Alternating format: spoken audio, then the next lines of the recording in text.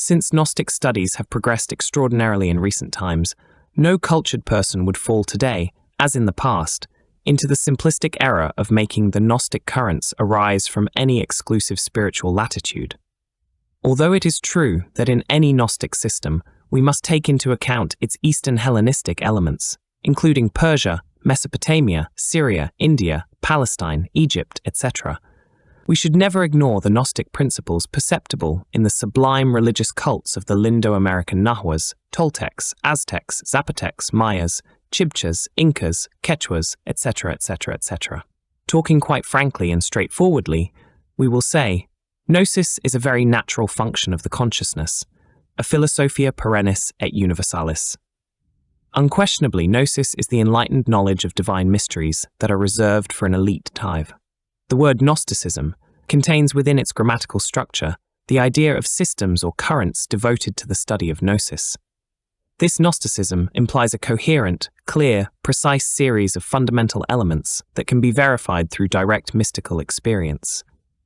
Damnation, from a scientific and philosophic point of view, the Adam and Eve of the Hebraic Genesis, the original sin and the fall from paradise, the mystery of Nahuatl Lucifer, the death of the myself, the creative powers, the essence of the Salvator Salvandus, the sexual mysteries, the inner Christ, the igneous serpent of our magical powers, the descent into hell, the return to Eden, the gift of Mephistopheles. Only the Gnostic doctrines that entail the above-mentioned ontological, theological, and anthropological bases are part of the genuine Gnosticism. Pre-Gnostic is that which shows in a concrete, evident, and specific way any trait that may also be detected in Gnostic systems, but in which this aspect is integrated into a conception entirely alien to revolutionary Gnosticism. It is a thinking which certainly is not, and yet is Gnostic. Proto-Gnostic is any Gnostic system in an incipient germinal state. These are movements directed by an attitude very similar to the one that characterizes definite Gnostic currents. The adjective Gnostic can and even must be applied intelligently to conceptions that are related in one way or another to Gnosis or to Gnosticism. Undoubtedly, the term Gnosticizing is very close to pregnostic in its meaning, for it is truly related, stricto sensu, to intrinsic aspects that bear certain similarity with universal Gnosticism, but which are integrated in a current not defined as Gnosis. Having these semantic explanations firmly established, now let us define Gnosticism absolutely crystal clear. It is not superfluous to clarify emphatically in this treatise that Gnosticism is a very intimate, natural, and profound religious process, authentic in-depth esoterism, unfolding from instant to instant, with very individual mystical experiences, and with its own doctrine and rites. It is an extraordinary doctrine that fundamentally takes a mythical and sometimes mythological form. It is ineffable magical liturgy with vivid illustration for the self's superlative consciousness. Unquestionably, Gnostic knowledge always escapes the analyses that are normal in subjective rationalism. The correlate of this knowledge is the person's infinite intimacy, the self. The self's reason to be is the same self. Only the self can know itself. The self, therefore, becomes self-known in Gnosis. The self, re-evaluating and knowing itself, is self-gnosis. Undoubtedly, the latter is in itself the Gnosis. The self's self-knowledge is a supra-rational movement that depends on the self, and which has nothing to do with intellectualism. An impassable abyss exists between the self and the I, ego. That is why the pneuma, the spirit, recognizes itself, and this recognition is an autonomous act, for which the intellectual mammal's subjective reason turns out to be ineffective, insufficient, terribly poor. Self-knowledge, self-gnosis, implies annihilation of the I as previous, urgent, and unpostponable work. The I, the ego, is made up of additions and subtractions of subjective elements, inhuman and beastly, which unquestionably have a beginning and an end. Unfortunately, the essence, the consciousness, is immersed, trapped, bottled up inside the diverse elements that make up the myself, the ego, and processes itself painfully according to its own conditioning. The essence, the consciousness, awakens, becomes enlightened, is liberated through dissolution of the I. Then, as a consequence or corollary, comes self-knowledge, self-gnosis. Undoubtedly, legitimate revelation has its irrefutable basis in self-gnosis. Gnostic revelation is always immediate, direct, intuitive. It radically excludes subjective intellectual operations. It has nothing to do with experiencing and assembling data that are fundamentally sensory. Although it is true that intelligence, or nous, in its gnosiological sense, can be the basis of enlightened intellection, it categorically refuses to fall into vain intellectualism. The ontological, pneumatic or spiritual characteristics of nous, intelligence, are perfectly clear and evident. In the name of truth, I solemnly declare that the self is the only real existence, before whose transparency, ineffable and terribly divine, this that we call I, ego, myself, is just outer darkness, wailing and gnashing of teeth.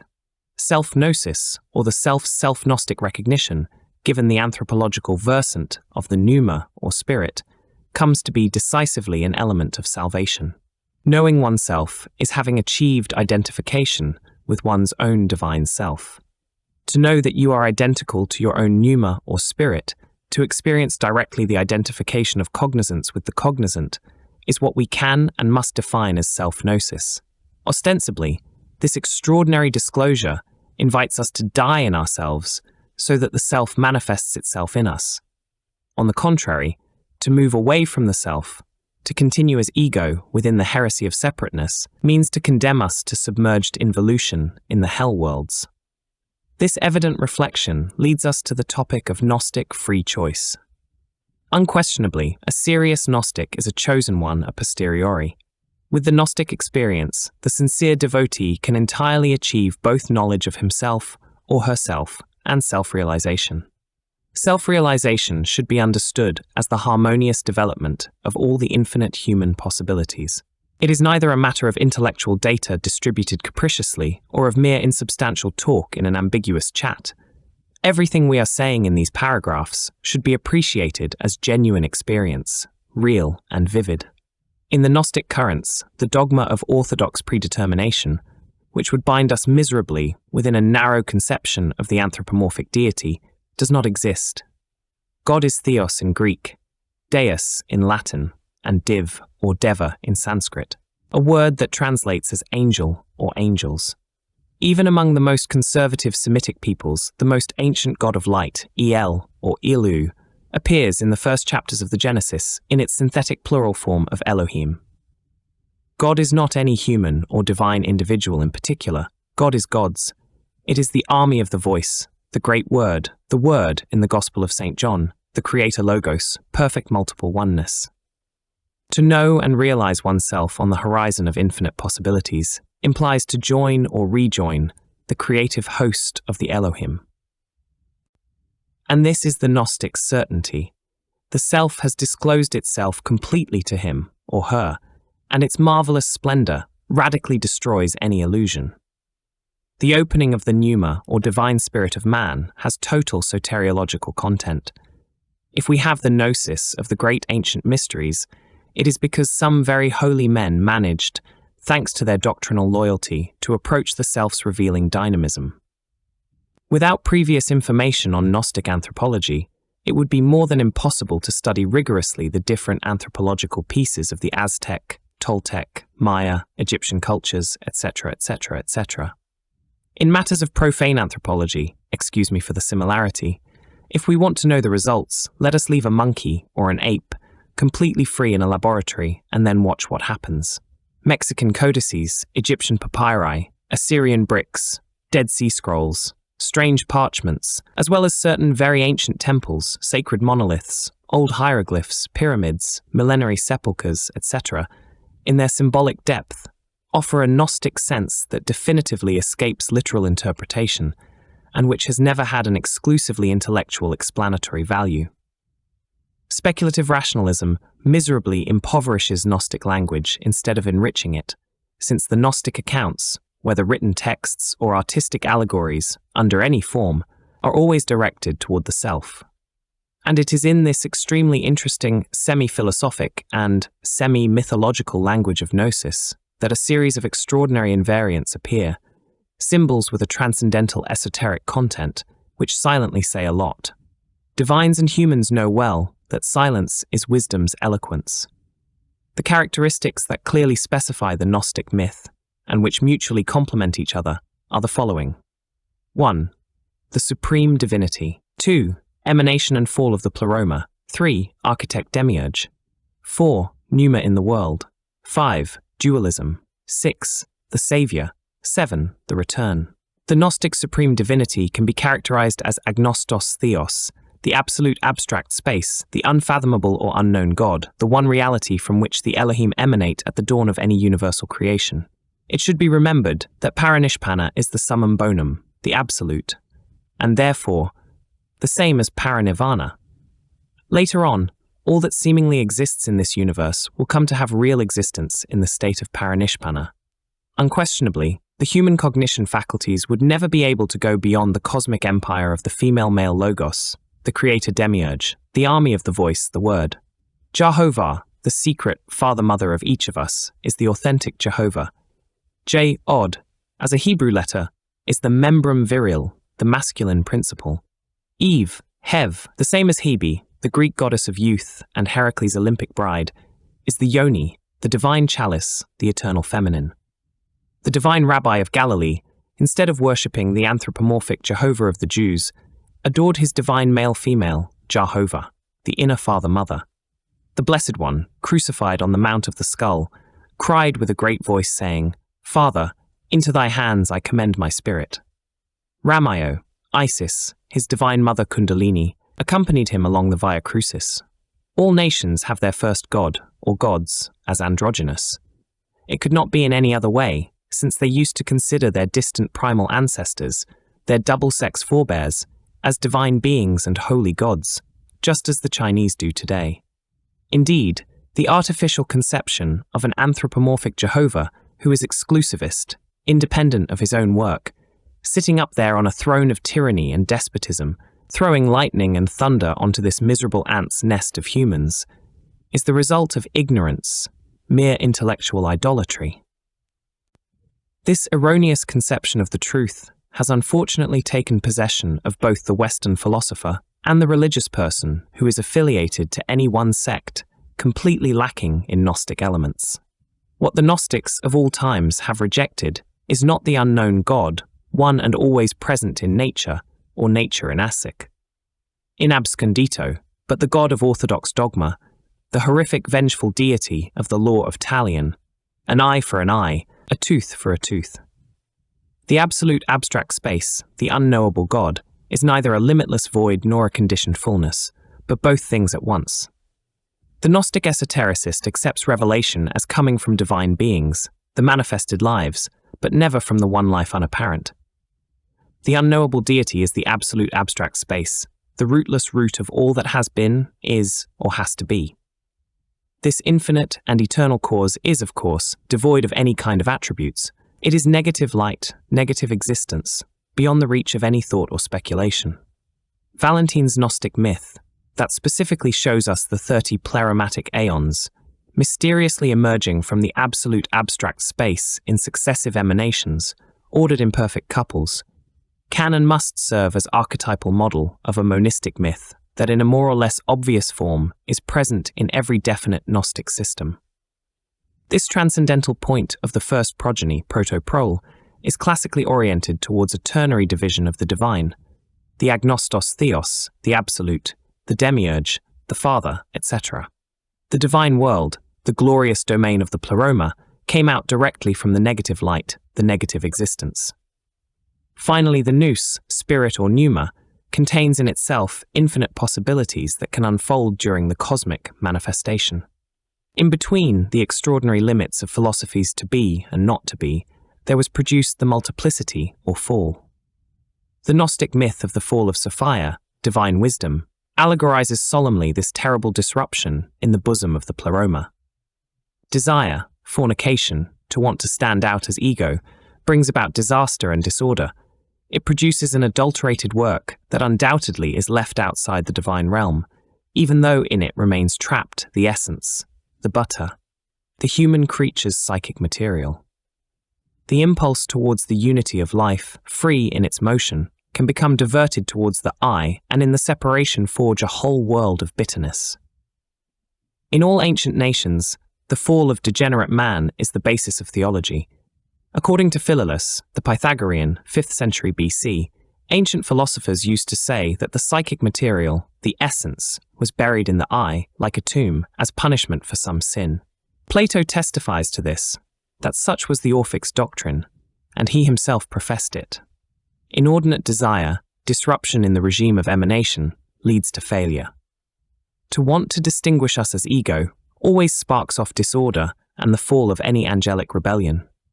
The author of the world of shapes is actually a mystical group of male-female creators or double gods, such as Tlaloc, the god of rain and lightning, and his wife Chachiutlicue, she of the jade skirt, in the pantheons of the Mayas, Aztecs, Olmecs, Zapotecs, etc., etc., etc.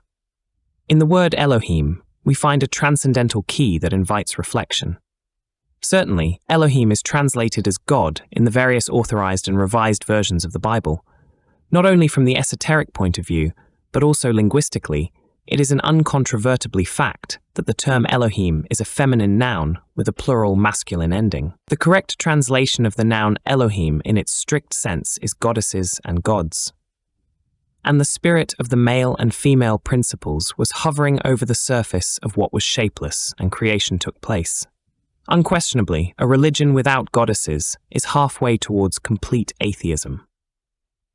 If we truly want perfect balance in psychic life, we need to worship Elohim, the gods and goddesses of ancient times, and not the anthropomorphic Jehovah rejected by the great Kabir Jesus. The idolatrous cult of the anthropomorphic Jehovah, instead of Elohim, is certainly a powerful impediment to achieving supranormal conscious states. Instead of laughing skeptically, as profane anthropologists do, before the depictions of gods and goddesses of the diverse pantheons, Aztec, Maya, Olmec, Toltec, Inca, Chibcha, Druidic, Egyptian, Hindu, Chaldean, Phoenician, Mesopotamian, Persian, Roman, Tibetan, etc., etc., etc., Gnostic anthropologists drop to our knees at the feet of those divinities, because we recognize in them the Elohim creator of the universe. He who laughs at what he does not know is on his way to become an idiot. The deviation from the creator demiurge, the antithesis, what is fatal, is the inclination to egoism, the real origin of so much bitterness. Undoubtedly, the egotistical consciousness is identified with Jahve, who, according to Saturninus of Antioch, is a fallen angel, the genie of evil. The essence, the consciousness, bottled up in the I, painfully processes itself within time by virtue of its own conditioning. The situation, certainly not very pleasant, incessantly repeated in the Gnostic accounts of the pneuma, cruelly submitted to the powers of the law, to the world and to the abyss, is too evident to insist on it here. It is evident that the intellectual mammal mistakenly called man is too feeble and disconcertingly helpless to rise from the mire of the earth without divine aid. There is a vulgar proverb that goes like this: God helps those who help themselves, that is, praying to God and working hard. Only the igneous ray, imperishable, hidden in the cold, dark and shapeless substance, can reduce the psychological I to cosmic dust in order to free the consciousness, the essence. We declare with ardent words, only divine breath can reinstate us in the truth. Nevertheless, this is only possible by conscious work and voluntary suffering. Specific possession of Gnosis is always accompanied by a certain attitude of strangeness or surprise at this illusory Mayavic world.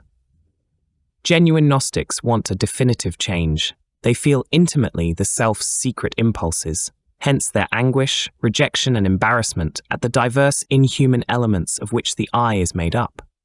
They, who yearn to be lost in the self, bear affliction and abhorrence of the horrors of the myself. To contemplate oneself as a moment in totality is to know oneself to be infinite, and to reject with all the self's might the sickening egoism of separateness. Two psychological states open before a definite Gnostic: A, that of the self, which is transparent, crystal clear, impersonal, real and true. B, that of the I, which is a collection of psychic aggregates that personify defects, whose only reason to exist is ignorance. Higher I and lower ones are just two sections of one same thing, different aspects of the myself, diverse facets of the infernal. The sinister, diabolic and tenebrous I, whether higher, middle or lower, is therefore continual addition, subtraction and multiplication of inhuman psychic aggregates. The so-called higher I is certainly a trick by the myself, an intellectual ruse by the ego seeking ways out in order to continue existing, a very subtle form of self-deceit. The I is a horrifying work of many volumes, the result of countless yesterdays, a fatal knot that we have to undo. Egotistic self-praise, worship of the I, overestimation of the myself, is paranoia, idolatry worst of all kinds. Gnosis is revelation or disclosure, refined aspirations, conceptual synthetism, maximum achievements. Ostensibly, both in essence and in accident, Gnosis and grace are identifiable phenomenologically. Self-gnosis, the being's intimate self-realization, would be more than impossible without divine grace, without the extraordinary help of the sacred breath. To be self-saved is appropriate, and this requires full identification of what saves with what is saved. What is divine, which dwells deepest in the soul, the authentic and legitimate cognizing faculty, annihilates the ego and absorbs, in its parousia, the essence and saves it in total enlightenment. This is the theme of the Salvator Salvandus. A Gnostic who has been saved from the waters has closed the cycle of infinite bitterness, has trespassed the limit, separating the ineffable realm of the pleroma from the interior regions of the universe, has bravely escaped the demiurge's empire because he or she has reduced the ego to cosmic dust. The passage through the various worlds, the successive annihilation of the inhuman elements, affirms this reinstatement in the sacred absolute Son, and then, turned into terribly divine creatures, we pass beyond good and evil.